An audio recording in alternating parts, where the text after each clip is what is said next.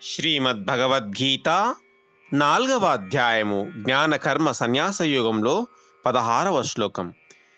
కిం కర్మ కిమకర్మేతి కవయో అప్యత్ర మోహితాః తతై కర్మ ప్రవక్ష్యామి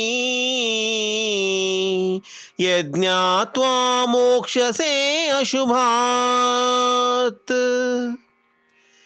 కర్మ అనగానేమి, అకర్మ అనగానేమి, ఈ విషయమును నిర్ణయించుటలో విద్వాంసులు సైతము భ్రాంతికి లోనగుతున్నారు, అంటే తికమక పడుతున్నారు. కావున కర్మ తత్వమును నీకు చక్కగా విశదపరుస్తాను.